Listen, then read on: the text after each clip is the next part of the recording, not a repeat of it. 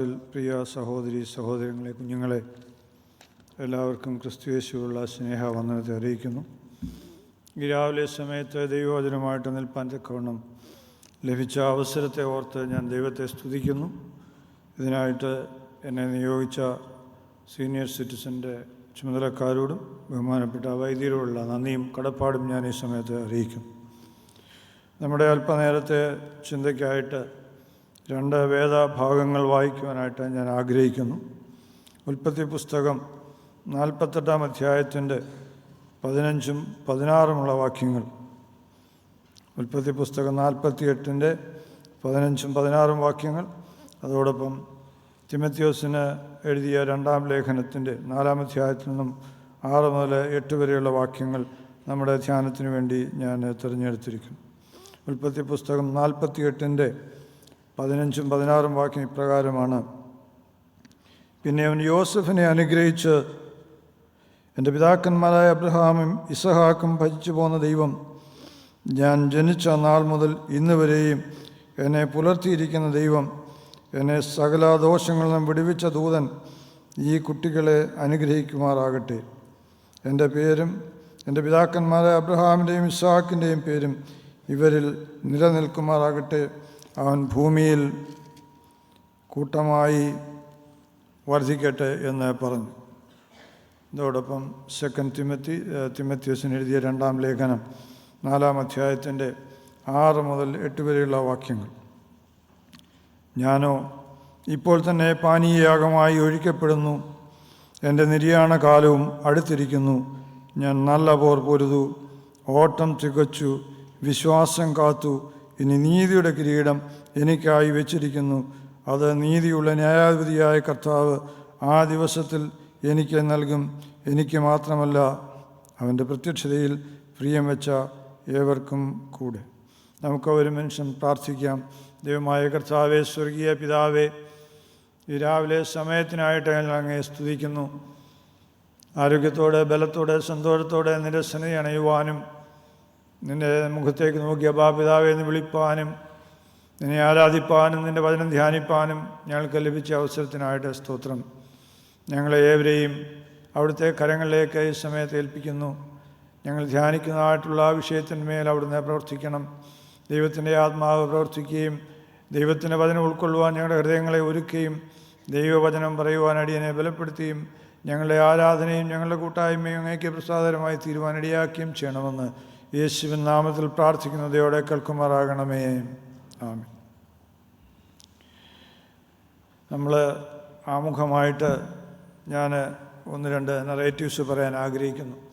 ഒരിക്കൽ ഒരു ഗുരുവിനോട് ശിഷ്യന്മാർ ചോദിച്ചു, യഥാർത്ഥ ഭക്തനെ എങ്ങനെ തിരിച്ചറിയാം, അല്ലെങ്കിൽ ഒരു യഥാർത്ഥ ഭക്തൻ്റെ ലക്ഷണം എന്താണ്? ഗുരു ഉത്തരം പറഞ്ഞു, ജീവിതത്തിൻ്റെ സുഖത്തിൻ്റെയും ദുഃഖത്തിൻ്റെയും അനുഭവങ്ങളിൽ ഒരേ മനോഭാവത്തോടെ ജീവിതത്തിലെ സുഖദുഃഖങ്ങൾ സ്വീകരിക്കുന്ന ഒരുവനാണ് യഥാർത്ഥ ഭക്തൻ. വളരെ ചിന്തിക്കേണ്ടതായിട്ടുള്ളൊരു വിഷയമാണ്. വേദപുസ്തകത്തിൽ നാം കാണുന്നുണ്ട് യോബിൻ്റെ ജീവിതാനുഭവങ്ങൾ. യോബ് തൻ്റെ ജീവിതത്തിൽ സമൃദ്ധിയുടെ അനുഭവത്തിൽ ആയിരുന്നു. എന്നാൽ എല്ലാം നഷ്ടപ്പെട്ട് ജീവിതത്തിൻ്റെ പ്രയാസത്തിൻ്റെ അനുഭവങ്ങളിൽ തൻ്റെ ഭാര്യയെ പോലും തള്ളിപ്പറഞ്ഞ്, ഇനി ഈ ദൈവത്തെ നീ ഉപേക്ഷിച്ചുകൂടെ, ഇനി എന്തിനാണ് ഈ ദൈവത്തെയും പൊക്കി പിടിച്ചുകൊണ്ട് നടക്കുന്നത് പറയുമ്പോൾ യോബ് പറഞ്ഞൊരു മറുപടി ഉണ്ട്. നീ ഒരു പൊട്ടി സംസാരിക്കുന്ന പോലെ എന്താണ് എന്നോട് സംസാരിക്കുന്നത്? ദൈവത്തിൽ നിന്ന് നന്മകൾ സ്വീകരിക്കാമെങ്കിൽ എന്തുകൊണ്ട് തിന്മകളും സ്വീകരിച്ചുകൂടാ? പ്രിയമുള്ളവരെ, ആ ഗുരു പറഞ്ഞതുപോലെ ജീവിതത്തിൻ്റെ എല്ലാ അനുഭവങ്ങളിലും ദൈവത്തെ ഒരുപോലെ സാക്ഷിച്ച് മഹത്വപ്പെടുത്തി ദൈവകൃപ ഉൾക്കൊണ്ടുകൊണ്ട് ജീവിക്കുന്നതാണ് നമ്മുടെ സാക്ഷ്യ ജീവിതത്തിൽ നമുക്ക് ഏറ്റവും അഭികാമ്യമായിട്ടുള്ളത്. ഞാനിതിൻ്റെ ഡീറ്റെയിൽസിലേക്ക് പുറകാലെ വരുന്നതായിരിക്കും. രണ്ടാമതായിട്ട് ഒരു നറേഷൻ ഞാൻ ആഗ്രഹിക്കുന്നത് വില്യം ബാർക്ലേ എന്ന് പറയുന്ന ഒരു തിയോളജിയൻ, ഒരു എഴുത്തുകാരൻ ഇപ്രകാരം ഒരു കവിത എഴുതി: Lord of all pots and pans and things, since I have no time to be a saint, by doing lovely things or watching late at thee, or dreaming in the dawn light, or storming the heaven's gate with prayers. Make me a saint by getting meals and washing up the plates. ഈ കവിതയുടെ അർത്ഥമെന്ന് പറയുന്നത്, ദൈവമേ, എനിക്ക് നിൻ്റെ സന്നിധിയിലിരുന്ന് സ്വർഗത്തിൻ്റെ കവാടങ്ങൾ തുറക്കുമാറ് ഉച്ചത്തിൽ ശബ്ദമുണ്ടാക്കി പ്രാർത്ഥിക്കുവാൻ എനിക്ക് നേരമില്ല. അതുപോലെ തന്നെ പ്രഭാതത്തിൻ്റെ ആ മനോഹാരിതയിൽ എനിക്ക് നിൻ്റെ അടുത്ത് വന്നിരിക്കുവാൻ എനിക്ക് നേരമില്ല. എന്നാൽ make me a saint by getting meals and washing the plates. എന്നെ ആക്കിയിരിക്കുന്ന സ്ഥലത്ത് വിശ്വസ്തയോട് നിനക്ക് വേണ്ടി വേല ചെയ്തുകൊണ്ട് ആ ജീവിതത്തിൻ്റെ പൂർത്തീകരണത്തിലേക്ക്, എൻ്റെ ഉത്തരവാദിത്വത്തിൻ്റെ പൂർത്തീകരണം എന്നെ നയിച്ച് അങ്ങനെ ഒരു സെയിൻ്റ് ആകുവാൻ ഞാൻ ആഗ്രഹിക്കുന്നു. ഈ രണ്ട് നറേഷൻസ്, അതിൻ്റെ അർത്ഥം നിങ്ങൾക്ക് ഞാൻ എൻ്റെ പ്രസംഗം അവസാനിപ്പിക്കുമ്പോൾ നിങ്ങൾക്ക് മനസ്സിലാകുമെന്ന് ഞാൻ വിചാരിക്കുന്നു. നമ്മൾ വായിച്ചതായിട്ടുള്ള വേദഭാഗം, ഒന്ന് പഴയ നിയമത്തിൽ നിന്ന് യാക്കോബിൻ്റെ ജീവിതാനുഭവം, രണ്ട് പൗലോസിൻ്റെ ജീവിതാനുഭവം പുതിയ നിയമത്തിൽ. രണ്ട് വലിയ സാക്ഷ്യങ്ങളാണ്. ഇന്ന് സീനിയർ സിറ്റിസൺ ഡേ ആയിട്ട് നമ്മൾ ആചരിക്കുകയാണല്ലോ. ഈ രണ്ട് സാക്ഷ്യങ്ങളും വേദപുസ്തകത്തിലെ രണ്ട് സീനിയർ സിറ്റിസൻ്റെ വാക്യങ്ങളാണ്. യാക്കോബ് പറയുന്നു, എൻ്റെ നാളുകൾ എണ്ണപ്പെട്ടിരിക്കുന്നു, ഇനി അധികകാലം ഞാൻ ജീവിക്കുന്നില്ല എന്ന് പറഞ്ഞിട്ടാണ് അതിൻ്റെ പശ്ചാത്തലം. തൻ്റെ മകൻ ജോസഫിൻ്റെ മക്കളെ എഫ്രൈം മനശ്ശെയും അനുഗ്രഹിക്കുന്നതായിട്ടുള്ള അനുഗ്രഹത്തിൻ്റെ ആ സാക്ഷ്യമാണ് നമ്മളവിടെ കേട്ടത്. പൗലോസ് തിമോഥെയോസിനെ എഴുതുമ്പോൾ പറയുന്നു, ഇനിയും എൻ്റെ നാളുകൾ അധികമില്ല, ഒരു പാനീയാഗമായി ഞാൻ ഒഴുക്കപ്പെട്ടിരിക്കുന്നു. എന്നാൽ ഒന്നെനിക്കറിയാം, ഞാൻ എൻ്റെ ഓട്ടം സ്ഥിരതയോടെ ഓടി, അത് പൂർത്തീകരിച്ചിരിക്കുന്നു. ഇനി എനിക്ക് ആയിട്ട് ഒരു കിരീടം ദൈവം ഒരുക്കി കാത്തിരിക്കുന്നു. എത്ര മനോഹരമായൊരു സാക്ഷ്യം, എത്ര കോൺഫിഡൻ്റ് ആയിട്ടുള്ളൊരു സാക്ഷ്യം. ജീവിതത്തിൻ്റെ അവസാന ഘട്ടത്തിൽ എത്ര കോൺഫിഡൻറ്റ്. ഒരുപക്ഷെ വേദപുസ്തകത്തിലെ സാക്ഷ്യങ്ങളുടെ പട്ടികയിൽ ഒന്നാമത് ഏറ്റവും മനോഹരമായ സാക്ഷ്യമെന്ന് നമുക്ക് പറയത്തക്കവണ്ണം ഈ സാക്ഷ്യത്തെ നമുക്ക് രേഖപ്പെടുത്താം. പൗലോസ് പറയുകയാണ്, ഞാൻ എൻ്റെ ഓട്ടം തികച്ചിരിക്കുന്നു, എനിക്കൊരു പ്രത്യാശയുണ്ട്, എനിക്കായിട്ടൊരു കിരീടം ഒരുക്കപ്പെട്ടിരിക്കുന്നു, ജീവിതത്തിൻ്റെ അന്ത്യത്തിൽ ഞാനത് പ്രാപിച്ചിരിക്കുമെന്നുള്ള ആ ഒരു വിശ്വാസം. പ്രിയമുള്ളവരെ, ഈ രണ്ടു പേരുടെയും ജീവിതം നാം പരിശോധിക്കുമ്പോൾ നമുക്കറിയാം, ജോസഫ്, ഞാൻ ഒറ്റവാക്യത്തിൽ ജോസഫിനെക്കുറിച്ച് പറഞ്ഞാൽ, a deceiver turn to be a decent man. ഒരു ചതിയനായ മനുഷ്യൻ ഒരു ഡീസൻറ്റ് മാനായി തീർന്ന ചരിത്രമാണ്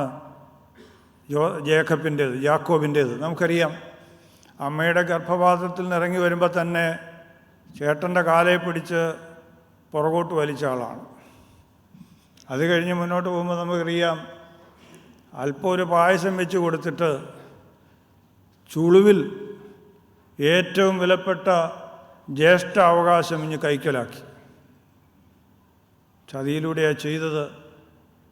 പിന്നെയും മുന്നോട്ട് പോകുമ്പോൾ നമുക്കറിയാം, ആട്ടിൻ്റെ തോലെടുത്ത് അളിഞ്ഞ് അപ്പൻ്റെ കയ്യിൽ നിന്ന് അനുഗ്രഹവും പിടിച്ചു വാങ്ങിച്ചു. ഇതൊക്കെ നിങ്ങൾക്ക് അറിയാവുന്ന കാര്യമായതുകൊണ്ട് ഞാൻ എൻ്റെ ഡീറ്റെയിൽസിലേക്ക് പോകുന്നില്ല. ജീവിതത്തിൽ ചതിയൻ എന്നുള്ള പേര് എന്നെ ഏറ്റവും യോഗ്യനായിട്ടുള്ള മനുഷ്യനെ ദൈവം മാറ്റിയെടുത്ത് പിൽക്കാലത്ത് ഒരു ഡീസൻറ്റ് ജെൻ്റിൽമാനാക്കി സകല ജാതികളുടെയും പിതാവെന്നുള്ള പേരിൽ ഇന്ന് നമ്മൾ പ്രാർത്ഥിക്കുമ്പോൾ നമ്മൾ പറയുന്നുണ്ട്, അബ്രഹാമിൻ്റെയും ഇസഹാക്കിൻ്റെയും യാക്കോബിൻ്റെയും ദൈവമെന്നാണ് നമ്മൾ പ്രാർത്ഥിക്കുന്നത്. ഒരു ജനതയുടെ പിതാവായി ഇന്നും ആ രാഷ്ട്രം, ആ ജനം ലോകത്തിന് അഭിമാനകരമായിട്ട് നിൽക്കുന്ന അവസ്ഥയിൽ ദൈവം കൊണ്ടെത്തിച്ചു. നമുക്കറിയാം ഇന്ന് യഹൂദൻ്റെ അവസ്ഥ. യഹൂദൻ തൊടാത്ത ഒരു കാര്യവും ഇന്ന് ലോകത്തിലില്ല. ഏത് ഫീൽഡ് എടുത്ത് നോക്കിക്കോ, ടെക്നോളജി, മെഡിസിൻ, എല്ലാം, അഗ്രികൾച്ചർ, എഡ്യൂക്കേഷൻ, ഇവിടെ എല്ലാം യഹൂദൻ്റെ കാര്യമാണ്. ദൈവം അനുഗ്രഹിച്ചാണ്, നിൻ്റെ സന്തതിയെ ഞാൻ ഈ ലോകത്തിന് അനുഗ്രഹമാക്കി തീർക്കും. ദൈവത്തിൻ്റെ വാക്കുകൾ വൃഥാവായി പോകത്തില്ല. നമ്മുടെ ദൈവം ജീവനുള്ള ദൈവമാണ്. അവൻ ഉവെന്ന് പറഞ്ഞാൽ അത് ഉവ്വ് തന്നെയാണ്. ചതിയനായ ഒരു മനുഷ്യനെ ദൈവം തിരഞ്ഞെടുത്തു. പൗലോസിലേക്ക് വരുമ്പോൾ നമുക്കറിയാം, സൗൽ he set out to persecute the church. ഒരു പെർസിക്യൂട്ടറായിട്ട് സഭയെ ഉപദ്രവിക്കാൻ ഇറങ്ങി തിരിച്ച മനുഷ്യനെ God turned him to be a martyr. ദൈവത്തിൻ്റെ സഭയ്ക്ക് വേണ്ടി ഒരു മാർട്ടിറായി തീരുവാൻ, ഒരു രക്തസാക്ഷിയാക്കി തീർക്കുവാൻ ദൈവം അവനെ മാറ്റിയെടുത്തു. പ്രിയമുള്ളവരെ, ദൈവത്തിൻ്റെ സെലക്ഷൻ നമ്മുടേതായ അണ്ടർസ്റ്റാൻഡിങ്ങിൻ്റെ വെളിച്ചത്തിലല്ല. പലപ്പോഴും എനിക്ക് തന്നെ സംശയം തോന്നിയിട്ടുണ്ട്, ഈ യാക്കോബിനെ എന്തിനെ ദൈവം തിരഞ്ഞെടുത്തു? ഈ ചതിയനായ ഈ മനുഷ്യനെ ദൈവം എന്തിനെ തിരഞ്ഞെടുത്തു? ദൈവത്തിൻ്റെ തിരഞ്ഞെടുപ്പ് നാം അല്ലെങ്കിൽ മനുഷ്യർ കണക്കൂട്ടുന്നവരല്ല. ദാവീദിനെ ദൈവം തിരഞ്ഞെടുത്ത് എങ്ങനെ നമുക്കറിയാം. ഇശായുടെ ഭവനത്തിലേക്ക് ശമൂവേൽ പ്രവാചകനെയൊക്കെ പറഞ്ഞു. ശമൂവേൽ ചില കാൽക്കുലേഷൻ കൊണ്ടൊക്കെ അവിടെ ചെന്നു.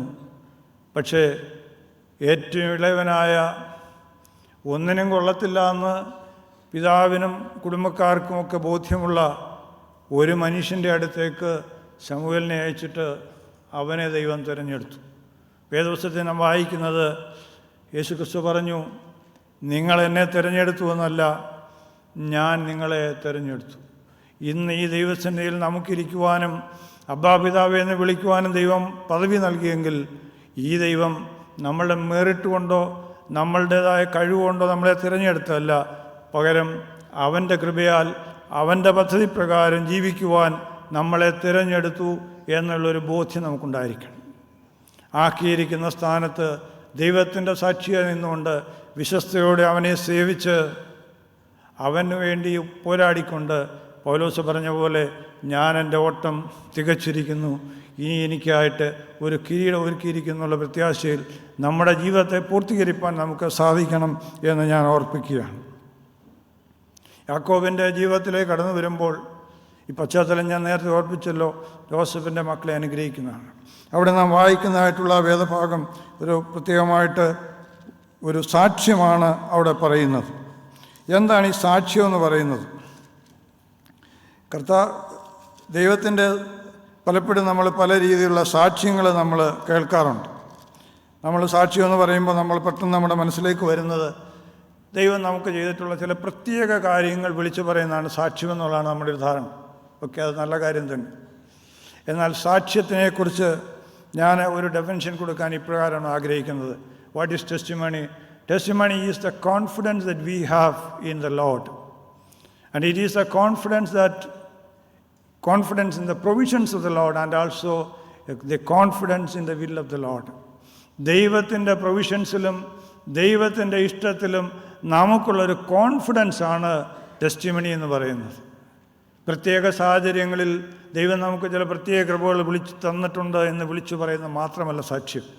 നമ്മുടെ ജീവിതത്തിൽ എൻ്റെ ജനനം മുതൽ ഇന്ന് വരെയും ഞാൻ എൻ്റെ ദൈവത്തോട് ചേർന്ന് ദൈവകൃപയാലാണ് ജീവിക്കുന്നതെന്നും അവൻ എന്നെ നടത്താൻ സർവശക്തനാണെന്നും ഓരോ നിമിഷവും ഞാൻ അവനോട് കടപ്പെട്ടിരിക്കുന്നു, അവൻ്റെ ഹിതത്തിന് കീഴ്പ്പെട്ട് ജീവിക്കണമെന്നുള്ള ആ ഒരു കോൺഫിഡൻസാണ് സാക്ഷ്യമെന്ന് പറയുന്നത്.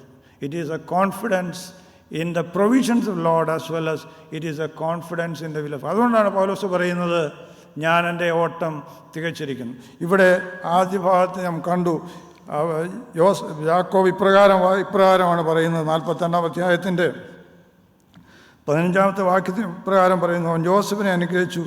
എൻ്റെ പിതാക്കന്മാരായ അബ്രഹാമും ഇസഹാക്കും ഭജിച്ചു പോകുന്ന ദൈവം ഞാൻ ജനിച്ച നാൾ മുതൽ ഇന്ന് വരെയും എന്നെ പുലർത്തിയിരിക്കുന്ന ദൈവം. ഇംഗ്ലീഷ് ട്രാൻസ്ലേഷനിൽ വായിക്കുന്നത്, he has been a shepherd to me in my life. Jacob, he himself is a shepherd. തൻ്റെ ജോലി തന്നെ ഒരു ആട്ടിടയനായിരുന്നു. ഒരു ഷെപ്പേഡ് എപ്രകാരമാണ്, ഒരു ആട്ടിടയൻ എപ്രകാരമാണ് തൻ്റെ ആട്ടിൻകൂട്ടത്തെ പാലിക്കുന്നതെന്നുള്ളത് നല്ല വ്യക്തമായിട്ട് അറിയാവുന്നൊരു വ്യക്തിയാണ് യാക്കോബ്. അതുകൊണ്ടാണ് യാക്കോബ് പറയുന്നത്, ഒരു ഇടയനെ പോലെ അവൻ എന്നെ പുലർത്തി. യാക്കോബിൻ്റെ ജീവിതം നമ്മൾ പരിശോധിക്കുമ്പോൾ നമ്മൾ നേരത്തെ ചിന്തിച്ച പോലെ ഈ ചതിയനായ മനുഷ്യനെ ദൈവം എന്തിനു തിരഞ്ഞെടുത്തു? ദൈവം തിരഞ്ഞെടുക്കുന്നത് നമ്മളുടേതായ മാനദണ്ഡം വെച്ചല്ല. യാക്കോബിൻ്റെ ജീവിതത്തിൽ ചില പ്രത്യേക കാര്യങ്ങൾ നമുക്ക് യാക്കോബിൻ്റെ ജീവിതം പഠിക്കുമ്പോൾ നമുക്ക് മനസ്സിലാകും. ഒന്നാമത്തെ കാര്യമെന്ന് പറയുന്നത്, യാക്കോബിൻ്റെയും ഏശാവിൻ്റെയും ജനനം ഒരു പ്രാർത്ഥനയുടെ ഫലമായിട്ടുള്ള ജനനമാണ്. എത്ര വർഷം പ്രാർത്ഥിച്ചു നിങ്ങൾക്കറിയാമോ? മാതാപിതാക്കൾ നീണ്ട 20 വർഷം പ്രാർത്ഥിച്ചിട്ടാണ് ഈ 2 പുത്രന്മാരെ ലഭിക്കുന്നത്. 20 വർഷത്തെ പ്രാർത്ഥനയുടെ ഫലമായിട്ട് ജനിച്ച ഈ മക്കൾ ദൈവത്തിൻ്റെ ഉദ്ദേശപ്രകാരം ജനിച്ച മക്കളാണ്. വീണ്ടും നമ്മൾ മുന്നോട്ട് പോകുമ്പോൾ നമ്മൾ കാണുന്നുണ്ട്, ഈ യാക്കോബ് മുന്നോട്ട് പോകുമ്പോൾ നമുക്ക് കാണുന്നത്, നമ്മളറിഞ്ഞു ചതിയൻ്റെ ഭാവമുള്ള ഒരു മനുഷ്യനാണ്. എന്നാൽ നാം മനസ്സിലാക്കണം, മാതാപിതാക്കളോട് ഏറ്റവും അനുസരണമുള്ള ഒരു വ്യക്തിയായിരുന്നു. ചില സ്വഭാവങ്ങൾ, വിശേഷങ്ങൾ ഞാൻ പറഞ്ഞു. നെഗറ്റീവ് മാത്രം പറഞ്ഞിട്ട് കാര്യമില്ലല്ലോ, പോസിറ്റീവ് കൂടി ഞാൻ പറയുകയാണ്. തൻ്റെ വിവാഹ സമയം അടുത്തപ്പോൾ മാതാവ് പറഞ്ഞു, പിതാവും പറഞ്ഞു, നീ പോയിട്ട് അങ്ങ് ദൂരെ പോയിട്ട് എൻ്റെ കുടുംബത്തിൽ നിന്ന് മാത്രം വിവാഹം കഴിക്കാം. എന്നാൽ ഏശാവ് എപ്രകാരമുള്ള മനുഷ്യനായിരുന്നു? അവൻ പോയി ഇസ്മായേലിൻ്റെ മകളെ വിവാഹം കഴിച്ചു. അന്യ സമുദായത്തിൽ നിന്ന് മാതാപിതാക്കളെ ധിക്കരിച്ചുകൊണ്ട് വിവാഹം കഴിച്ചു. യാക്കോബിൻ്റെ സ്വഭാവത്തെക്കുറിച്ച്, അനുസരണത്തെക്കുറിച്ച് പറയുമ്പോൾ വേറെ പല കാര്യങ്ങൾ റെഫറൻസ് പറയാനുണ്ട്, സമയമില്ലാത്തതുകൊണ്ട് ഞാൻ പറയുന്നില്ല. അതുപോലെ തന്നെ ഏശാവ്, നമ്മൾ പറഞ്ഞു, ചതിവിലൂടെ ജ്യേഷ്ഠാവകാശം യാക്കോബ് കൈവശമാക്കിയെന്ന്. എന്താണ് ജ്യേഷ്ഠാവകാശം എന്ന് വേദപുസ്തകം പഠിക്കുമ്പോൾ നമുക്ക് മനസ്സിലാകും. ദൈവം കൽപ്പിച്ച് നൽകുന്ന ഒരവകാശമാണ്, ഏറ്റവും വിലപ്പെട്ടാണ്. എന്നാൽ വെറും ഒരു പായസത്തിൻ്റെ മുമ്പിൽ ദൈവം കൽപ്പിച്ച് നൽകിയ അവകാശത്തെ നിന്ദിതനായി എണ്ണി. എന്നാൽ യാക്കോബോ അതിനെ വളരെ ശ്രേഷ്ഠമായിട്ട് കരുതുവാൻ ദൈവത്തിൻ്റെ ആത്മാവിനെ പ്രേരിപ്പിച്ചു എന്നാണ് ഞാൻ വിചാരിക്കുന്നത്. ദൈവത്തിൻ്റെ സന്നിധിയിൽ വിലപ്പെട്ടതെന്ന് തിരിച്ചറിയുവാൻ യാക്കോബിനെ ദൈവം സഹായിച്ചു. പ്രിയമുള്ളവരെ, മുന്നോട്ട് പോകുമ്പോൾ നമുക്കറിയാം, വളരെ കഠിനാധ്വാനിയാണ്. ഞാൻ അധികം സമയമില്ലാത്തതുകൊണ്ട് അത് ദീർഘിപ്പിക്കുന്നില്ല. യാക്കോബിൻ്റെ ജീവിതത്തിൽ തിന്മകൾ മാത്രമല്ല, നന്മകളുമുണ്ട്. അതിൽ പ്രധാനമായിട്ടുള്ള, ഞാൻ പറഞ്ഞു, യാക്കോബ് ഒരു പ്രാർത്ഥനാ മനുഷ്യനായിരുന്നു. ദൈവം കൽപ്പിച്ചു, നീ പോയി ഒരു ഓൾട്ടർ ഉണ്ടാക്കിയിട്ട് അവിടെ ആരാധിക്കാൻ പറയുമ്പോൾ തൻ്റെ കുടുംബത്തെ മൊത്തം ശുദ്ധീകരിച്ച് അന്യദേവന്മാരെ നീക്കിയിട്ട് ബഥേലിലേക്ക് ചെന്ന് അവിടെ ഓൾട്ടർ ഉണ്ടാക്കി, ഒരു ആരാധനാലയം ഉണ്ടാക്കി ദൈവത്തെ ആരാധിക്കുന്നതായിട്ടുള്ള മനുഷ്യൻ. അങ്ങനെ യാക്കോബിൻ്റെ ജീവിതത്തിൽ ഒത്തിരി നല്ല അനുഭവങ്ങൾ നാം കാണുന്നുണ്ട്. ദൈവം എന്തുകൊണ്ട് ഈ മനുഷ്യനെ തിരഞ്ഞെടുത്തു? തീർച്ചയായിട്ടും ദൈവത്തിനൊരു കാര്യം ബോധ്യമായി, ഞാൻ വിലപ്പെട്ടതെന്ന് എണ്ണിയതൊക്കെ ഈ മനുഷ്യനും വിലപ്പെട്ടതെന്ന് എണ്ണി. എന്നാൽ ഏശാവിൻ്റെ ജീവിതത്തിൽ പരാജയം, ഞാൻ വിലപ്പെട്ടതെന്ന് പറഞ്ഞ് ഏൽപ്പിച്ചത് ഇവൻ അഗണ്യമാക്കി കളഞ്ഞു. പ്രിയമുള്ളവരെ, നമ്മുടെ ജീവിതത്തിൽ നാം ഓർക്കണം, നമുക്ക് ദൈവം വിലപ്പെട്ടതെന്ന് എണ്ണി നമ്മളെ ചില ഉത്തരവാദിത്തങ്ങൾ ഏൽപ്പിക്കുമ്പോൾ അതേത് പ്രകാരമാണ് നാം കൈകാര്യം ചെയ്യുന്നത്? നമ്മൾ വിശ്വസ്തയോടുകൂടി ദൈവസന്നിധിയിൽ നിൽക്കുന്നുണ്ടോ? നമ്മളെ ഏൽപ്പിച്ച ജോലി, നമ്മളെ ഏൽപ്പിച്ച കുടുംബം, നമ്മളെ ഏൽപ്പിച്ച കുഞ്ഞുങ്ങൾ, നമ്മളെ ഏൽപ്പിച്ച മാതാപിതാക്കൾ, സഹോദരങ്ങൾ, സമൂഹം, നമ്മളിവിടെ ആയിരിക്കുന്ന ആരെയും യാദൃച്ഛ്യമായിട്ടല്ല. ദൈവം വിലപ്പെട്ടതെന്ന് വിശ്വസ്തൻ എണ്ണി ദൈവത്തിൻ്റെ കൃപയാൽ നമ്മളെ തിരഞ്ഞെടുത്ത് നമ്മളെ ആക്കിയിരിക്കുമ്പോൾ, ഇന്ന് ഈ ആരാധനയിൽ എനിക്ക് വളരെ സ്നേഹത്തോടെ ഓർപ്പിക്കാനുള്ളത്, നമുക്കൊരു ഉത്തരവാദിത്വമുണ്ട്. ഞാൻ മുന്നോട്ട് പോകട്ടെ. വീണ്ടും പൗലോസിൻ്റെ ജീവിതത്തിലേക്ക് വരുമ്പോൾ നമുക്കറിയാം, പൗലോസ് പറയുന്നു, ഞാനൊരു പാനീയയാഗമായിട്ട് തീർന്നു. പൗലോസിൻ്റെ ചരിത്രം പറയാൻ തുടങ്ങിക്കഴിഞ്ഞാൽ ഒത്തിരി കാര്യങ്ങൾ പറയാനുണ്ടല്ലോ. നമുക്കറിയാം, വേദപുസ്തകത്തിൽ പൗലോസിൻ്റെ ജീവിതത്തിൻ്റെ ലക്ഷ്യം ഒന്ന് മാത്രം, ഞാൻ പിൻപിലുള്ളത് മറന്ന് മുൻപുള്ളത് മാത്രം എയിം ചെയ്തുകൊണ്ട് ഞാൻ ഓടുകയാണ്. സുവിശേഷത്തിന് വേണ്ടി സകലതും ത്യജിച്ച്, സകലതും മറന്ന്, സകലതും ഉപേക്ഷിച്ച് ദൈവത്തിന് വേണ്ടി അധ്വാനിച്ചായിട്ടുള്ളൊരു മനുഷ്യൻ. പൗലോസിൻ്റെ ചരിത്രം പറയുമ്പോൾ നമുക്കറിയാം എന്തുമാത്രം കഷ്ടപ്പാടിലൂടെ കടന്നുപോയി. എല്ലാവർക്കും വേണ്ടി ഞാൻ എല്ലാമായി തീർന്നു, എല്ലാം ഉള്ളവനായിട്ട് ഞാൻ എല്ലാം ഇല്ലാത്തവനായിട്ട് തീർന്നു. ആ അനുഭവത്തിലൂടെ കടന്നുപോയി. അക്ഷരാർത്ഥത്തിൽ ലിറ്ററലി ഒരു പാനീയയാഗമായി തൻ്റെ ജീവിതം സഭയ്ക്ക് വേണ്ടി ഒഴിഞ്ഞു വെച്ച മനുഷ്യൻ. പൗലോസ് പറയുകയാണ്,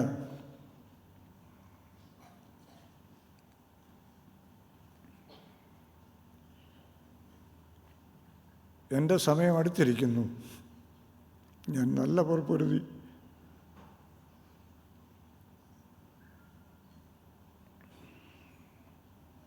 പ്രിയമുള്ളവരെ, നമുക്ക് എത്ര പേർക്ക് ഈ ഒരു കോൺഫിഡൻസ് ഉണ്ട്? കുറ്റബോധത്തോടുകൂടി എല്ലാ ദിവസവും നിൽക്കാൻ നമുക്ക് കഴിയുമോ? ഏൽപ്പിച്ച ഇടങ്ങളിൽ എത്രമാത്രം നമ്മൾ വിശ്വസ്തരായിരുന്നു? നമ്മുടെ സാക്ഷ്യം എന്താണ്? 2 വലിയ സാക്ഷ്യങ്ങൾ നമ്മൾ കേട്ടു. യാക്കോബ് പറഞ്ഞു, എൻ്റെ ചെറുപ്പകാലം മുതൽ എന്നെ ഇന്ന് വരെ ഒരു ഇടയനെ പോലെ എന്നെ പരിപാലിച്ച് എൻ്റെ വീഴ്ചയിലും താഴ്ചയിലും എന്നെ നടത്തി. യാക്കോബിനെ ദൈവം തിരഞ്ഞെടുക്കുമ്പോൾ യാക്കോബിൻ്റെ മേൽ കർത്താവിൻ്റെ ദൃഷ്ടി ഉണ്ടായിരുന്നു. പോകുന്നിടത്തൊക്കെയും യാക്കോബിനെ ദൈവം പിന്തുടർന്നു. ലാബാനോട് പ്രത്യേകം പറഞ്ഞുകൊണ്ട്, ലാബാൻ്റെ വീട്ടിൽ, ഞാൻ എല്ലാ സംഭവങ്ങളും വിവരിക്കാൻ എനിക്ക് സമയമില്ല. ലാബാൻ്റെ വീട്ടിൽ നിന്ന് മടങ്ങി വരുമ്പോൾ, നിങ്ങൾക്കറിയാം, വേദപുസ്തകം വായിക്കുന്നവർക്കറിയാം, ലാബാനോട് ദൈവം പറഞ്ഞു, അവനെ നീ ഉപദ്രവിക്കരുത്. പ്രിയമുള്ളവരെ, നമ്മളിന്നായിരിക്കുന്നതും ഈ ദൈവത്തിൻ്റെ പ്രൊട്ടക്ഷനിൽ. പലപ്പോഴും വീഴ്ചയിൽ നിന്ന്, താഴ്ചയിൽ നിന്ന്, നഷ്ടപ്പെടുന്ന അനുഭവങ്ങളിൽ നിന്ന് നമ്മളെ ദൈവം എത്ര അതിശയകരമായിട്ട് പരിപാലിക്കുന്നു. ദൈവത്തിൻ്റെ ദൃഷ്ടി നമ്മുടെ മേലുണ്ട്. ഈ ദൈവത്തിൻ്റെ സന്നിധിയിൽ നമ്മളെ തന്നെ സമർപ്പിക്കാനും തയ്യാറാണോ? ഏൽപ്പിച്ച ജോലികൾ വിശ്വസ്തകൾ ചേർക്കുവാൻ നമുക്ക് കഴിയുന്നുണ്ടോ? അമേരിക്കയുടെ പ്രസിഡൻ്റായിരുന്ന ഏബ്രഹാം ലിങ്കൺ ഒരിക്കൽ വില്യം സ്കോട്ട് എന്ന് പറയുന്ന ഒരു പട്ടാളക്കാരനോട് ഇടപെടുന്ന ഒരു രംഗം ഞാൻ വായിക്കുകയുണ്ടായി. വില്യം സ്കോട്ട് ഒരു പട്ടാളക്കാരനാണ്. ഒരിക്കൽ പട്ടാളത്തിൽ തൻ്റെ ജോലിയിടയ്ക്ക് ഉറങ്ങിപ്പോയി. പട്ടാള കോടതി അവനെ ശിക്ഷയ്ക്ക് വിധിച്ചു. മരണശിക്ഷയാണ് ശിക്ഷ. തൻ്റെ മരണശിക്ഷ കാത്ത് ജയിലിൽ കഴിയുന്നു. മരണശിക്ഷയുടെ തലേ ദിവസം ഏബ്രഹാം ലിങ്കൺ ജയിലിലെ വില്യം സ്കോട്ടിനെ സന്ദർശിച്ചു. വില്യം സ്കോട്ടിനോട് ചോദിച്ചു, നിൻ്റെ ശിക്ഷ നാളെയാണല്ലോ, പക്ഷെ ഞാൻ നിന്നെ ശിക്ഷിക്കുന്നില്ല, ഞാൻ നിന്നെ വെറുതെ വിടാൻ തീരുമാനിച്ചു. You can join back in the army again. നിനക്ക് വീണ്ടും പട്ടാളത്തിൽ തിരിച്ചു തരാം.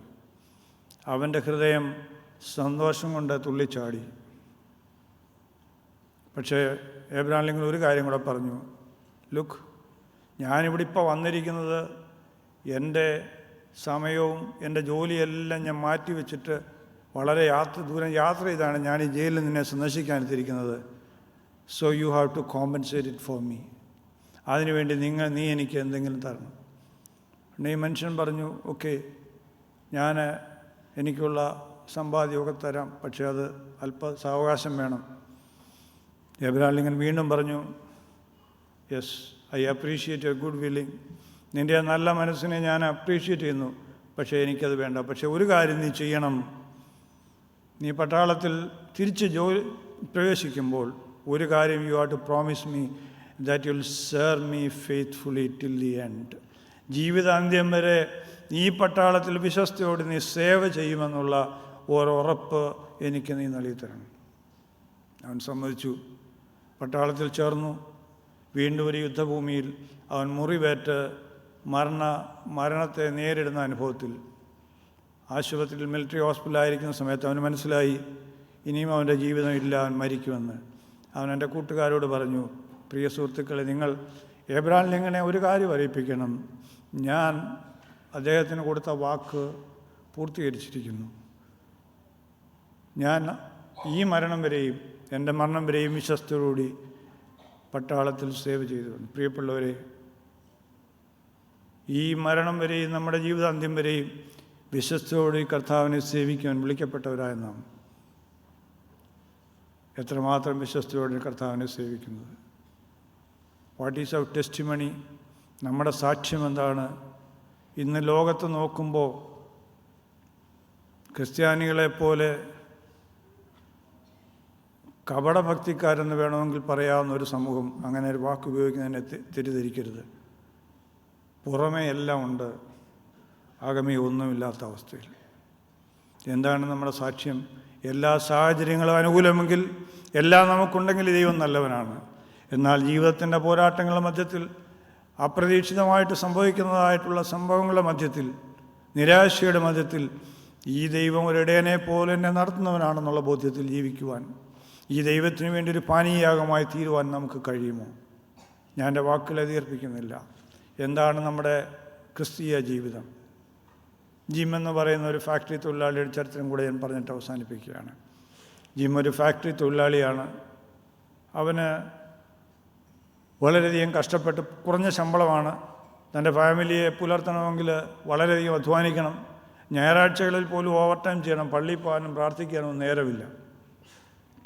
ഈ മനുഷ്യൻ ഫാക്ടറിയിലേക്ക് പോകുന്ന സമയത്ത് പോകുന്ന വഴിയിൽ ഒരു പള്ളിയുണ്ട്. പോകുന്ന വഴിയിൽ പള്ളിയിലോട്ട് കയറിയിട്ട് വാതിൽക്കൽ ചെന്ന് പറയും, hi Jesus, this is your gym.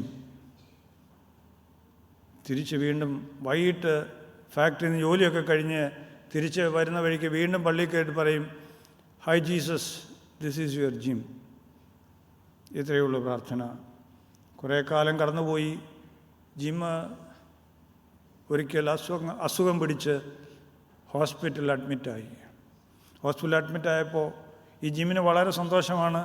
ഹോസ്പിറ്റലിലെ മറ്റു രോഗികളോടൊക്കെ ഇവൻ ഓടി നടന്ന് പല സഹായങ്ങൾ ചെയ്തു കൊടുക്കുകയും സന്തോഷകരമായ അനുഭവത്തിൽ ഇങ്ങനെ ആയിരിക്കുമ്പോൾ മറ്റു കൂട്ടുകാർ രോഗികൾ അവനോട് ചോദിച്ചു, യു ആർ എ സിക്ക് person, you are so tired but still you are happy. നീ രോഗിയാണല്ലോ, നീ എന്നിട്ടും വളരെ സന്തോഷമുണ്ടല്ലോ നിൻ്റെ മുഖത്ത്, നീ ഞങ്ങളെയൊക്കെ ഇത്രയും സ്നേഹിക്കുകയും പരിഹരിക്കുകയും ചെയ്യുന്നത് എന്തുകൊണ്ട്? ജിം പറഞ്ഞൊരു ഉത്തരം, every day morning and evening my Jesus is visiting me. ഇപ്പോൾ ഈ രോഗക്കിടക്കയിൽ യേശുക്രിസ്തു വന്ന് രാവിലെ പറയും, hi Jim, this is your Jesus. വൈകിട്ടും വന്ന് പറയും, hi Jim, this is your Jesus. ഇതാണ് ഭക്തി എന്ന് പറയുന്നത്. ഇതാണ് ക്രിസ്തീയ ജീവിതം എന്ന് പറയുന്നത്. ദൈവവുമായിട്ട് നിരന്തരമായിട്ടുള്ള ബന്ധത്തിൽ. നമ്മളൊക്കെ ഗുടിയാണ് പള്ളിയിൽ വരുമ്പോൾ, ഗുടിയാണ് നമ്മുടെ മറ്റുള്ള ചില പ്രത്യേക നിമിഷങ്ങളിൽ. But that is not the thing. 24 മണിക്കൂറും ഈ ദൈവമായിട്ടുള്ള ബന്ധത്തിൽ ജീവിക്കുന്നതാണ് സാക്ഷ്യം എന്ന് പറയുന്നത്. ഈ ദൈവമാണ് എന്നെ നടത്തുന്നതെന്ന് പറയുന്നതാണ് സാക്ഷ്യം. ഞാൻ എൻ്റെ വാക്കുകളെ അവസാനിപ്പിക്കട്ടെ. A deceiver tend to be a decent man.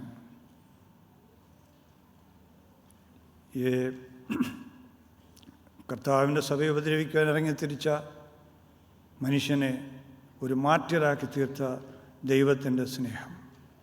പ്രിയമുള്ളവരെ, കർത്താവിൻ്റെ സന്നിധിയിൽ വിശ്വസ്തയോടെ നിൽപ്പാൻ, ഏറ്റവും വിനയത്തോടുകൂടി ആയിരിക്കാൻ, ഈ ദൈവമാണ് നടത്തുന്ന ബോധ്യത്തിൽ ജീവിപ്പാൻ ദൈവം നമ്മളെ സഹായിക്കട്ടെ.